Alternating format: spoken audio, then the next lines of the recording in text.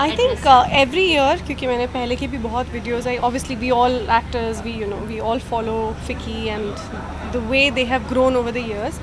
और अब 24th addition में जो मैं आई हूँ और मैंने होस्ट किया है अभी, इट वॉज सो इंसाइटफुल। हम आई थिंक एज एक्टर्स, या आप बोल सकते हैं हम इंडस्ट्री में अपने आप को बहुत ज़्यादा अंडर प्ले करते हैं। We are actually contributing a lot of money to the economy of our country. Entertainment, because pandemic के बाद जितना बूम आया है हमारे इंडस्ट्री में, the way the content is being bought all over the world. Indian content is famous everywhere.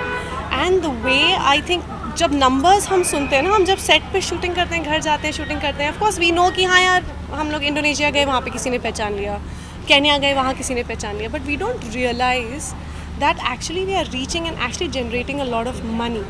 So entertainment industry actually it's so nice, and it's a feeling of pride. जितना वो numbers बता रहे थे, या जहाँ पे जितनी भी discussions हुई पैनल में, या जो रानी मैम का जो एक बहुत ही अच्छा सेशन था, और जिस तरह से वो बता रही थी, her experience is obviously beyond all of us, and like I said, I have a girl crush on her.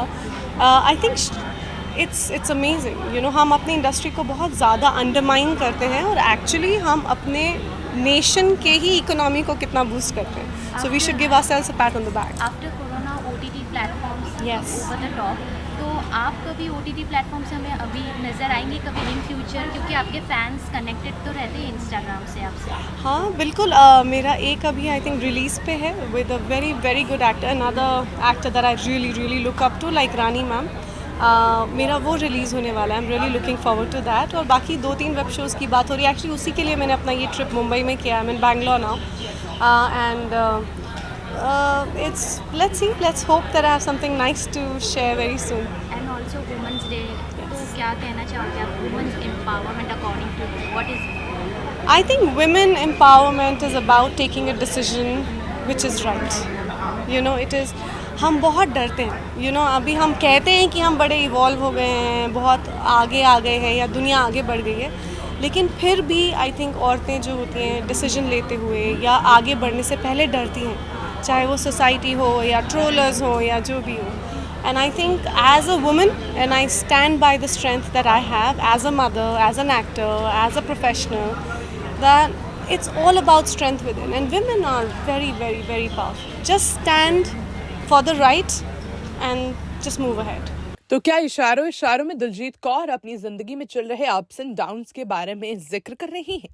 लगता तो कुछ ऐसा ही है। हाल ही में फिकी के इस इवेंट पर पहुंची दिलजीत ने दिल खोल कर बात तो कही, लेकिन इशारों इशारों में वो सब बातें भी कहती जिसके बारे में शायद वो बात करना चाहती हैं। उन्होंने कहा वो एक एम्बिशियस मदर हैं, एक औरत हैं और एक बेटी हैं, लेकिन पत्नी का जिक्र उनकी बातों में कहीं भी नहीं दिखा। पिछले दिनों दिलजीत की दूसरी शादी पर भी खतरे के बादल मंडराते दिखाई दे रहे हैं। ऐसी खबरों ने खूब चलन किया था। ऐसे में दिलजीत की टीम की तरफ से ये कहा गया था कि दिलजीत बैंगलोर में अपने मम्मी और पापा दोनों की ही सर्जरी की वजह से इंडिया लौटी हैं, लेकिन अपने सोशल मीडिया से अपनी शादी की तस्वीरें और यहाँ तक के अपने पति के नाम को हटाने के बाद दिलजीत ने खूब सुर्खियां बटोरी थी।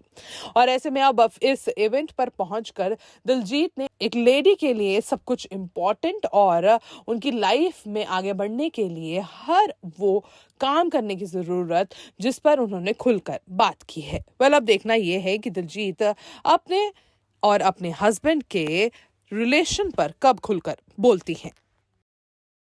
बॉलीवुड इंडस्ट्री की हर खबर और नई वीडियोस देखने के लिए फेसबुक पर लाइक, इंस्टा पर फॉलो और यूट्यूब पर तड़का बॉलीवुड को करें सब्सक्राइब।